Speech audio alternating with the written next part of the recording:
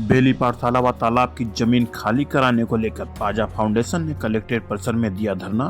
प्रशासन से लेकर पत्रकारों पर लगाए गंभीर आरोप। विकास श्रीवास्तव की रिपोर्ट।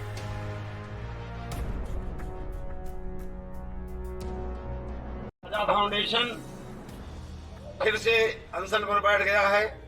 साथियों, ये जनपद रायबरेली का बहुचर्चित, चरित्रहीन, कुकर्मी, जालसाज, कूट रचनाकार रमेश बहादुर सिंह, जो एसएस पब्लिक स्कूल का प्रबंधक है, इसने बेली संस्कृत पाठशाला की सरकारी जमीन पर भवनों पर कब्जा कर रखा है और 2.5 बीघे तालाब पर कब्जा कर रखा है और उस पर बिना नक्शा पास कराए तालाब को पाटकर बहुमंजिली भवन बनाकर एसएस पब्लिक स्कूल का संचालन कर रहा है। साथियों, इसकी पूरी जांच हो गई है। पाजा फाउंडेशन 15-16 से लड़ाई लड़ रहा है ये तालाब खाली कराया जाए, लेकिन जिस तरह एडीएम प्रशासन और इसका गिरोह भ्रष्टाचार में डूबा हुआ है, भूमाफिया के भ्रष्टाचार में डूब करके इस सरकारी तालाब को खाली नहीं कराया जा रहा, ये बहुत बड़ी चिंता का विषय है। और सबसे बड़ी बात तो ये है कि जनपद की तेज तर्रार कही जाने वाली जिलाधिकारी, ईमानदार कही जाने वाली जिलाधिकारी, आखिर उनकी आंखों पर पट्टी क्यों पड़ी हुई है? आखिर वो ध्यान क्यों नहीं दे रही हैं? आखिर ये तालाब क्यों खाली नहीं कराया जा रहा है? किसी गरीब का किसी तालाब पर अगर 2 फीट पर भी कब्जा है तो उसका मकान गिरा दिया जा रहा है, उस पर पंधरासी चलाई जा रही है, उस पर जुर्माना वसूला जा रहा है। लेकिन ये शहर के बीचों बीच जैन पेट्रोल पंप के ठीक सामने 2.5 बीघे सरकार तालाब पर, सरकारी भूमि पर इस प्रबंधक भूमाफिया रमेश बहादुर का कब्जा है, जो 1 नंबर का चरित्रहीन, 1 नंबर का कुकर्मी, 1 नंबर का फ्रॉडिया, 1 नंबर का कूट रचनाकार है और पूरे जिले में कुकर्मों में चर्चित है। आखिर इस पर जिला प्रशासन की कौन सी मेहरबानी है? एडीएम प्रशासन को इसने कौन कौन सुविधाएं दे रखी हैं? इसकी पूरी जांच होनी चाहिए। और मैं अनुरोध करूंगा, ये हमारा आंदोलन अभी हमने स्थगित किया था दिसंबर में, ये यहाँ से मुख्यमंत्री कार्यालय तक जाएगा और मैं माननीय मुख्यमंत्री जी से पूछूंगा कि आखिर जनपद रायबरेली की कलेक्टर इतनी कमजोर क्यों हो गई हैं, अपना निर्णय क्यों नहीं ले पा रही हैं, एक सरकारी तालाब क्यों नहीं खाली हो रहा है?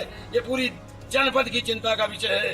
ये पूरा रायबरेली का प्रबुद्धजीवी वर्ग जनपद रायबरेली की जिलाधिकारी से जानना चाहता है कि आखिर शहर के बीचों बीच ये तालाब क्यों नहीं खाली हो रहा है।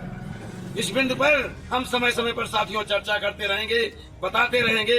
देखना है कि आज नगर मजिस्ट्रेट रायबरेली, आज जिलाधिकारी रायबरेली उस तालाब की खाली कराने की कौन सी प्रक्रिया से हमें अवगत कराती हैं। चौथा खंभा कहे जाने वाला मीडिया जगत जनपद रायबरेली में गौरव अवस्थी जैसे कुकर्मी पत्रकार के हाथों बिका हुआ है। इसका एक बहुत बड़ा गिरोह है रायबरेली में, पूरे जनपद में इनकी शाखाएं फैली हुई हैं। इनका काम केवल पैसा वसूलना, शिकार तलाशना और गिद्धों की तरह शिकार पर टूट पड़ना और लूट कर खा लेना, ये गौरव अवस्थी का धंधा है।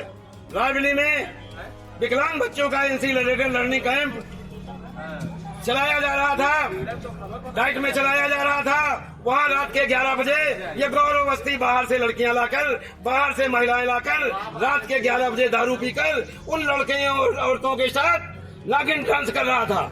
आप वो फोटो हमने लगाई हैं, शासन को भेजी हैं। फोटो में ऐसा लग रहा है जैसे रंपत हरामी की नौटंकी का कोई जोकर नाच रहा है। ऐसा पत्रकार है रायबरेली में। ये रमेश बहादुर सिंह का सबसे बड़ा मीडिया मैनेजर है। ये हमारा कोई धरना लगता है, प्रदर्शन होता है, पदयात्रा निकलती है, ये उससे लाखों रुपया वसूल कर पत्रकारों को उस बड़े गिरोह को बांटता है, जिसका एक नाम महावीरा गैंग भी है।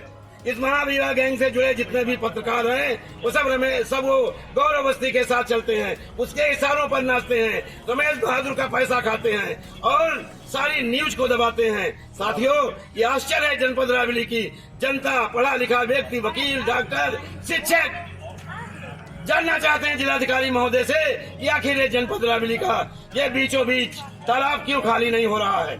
ये मीडिया, ये पत्रकार गौरव अवस्थी आखिर इन न्यूजों को क्यों छपने नहीं दे रहा है।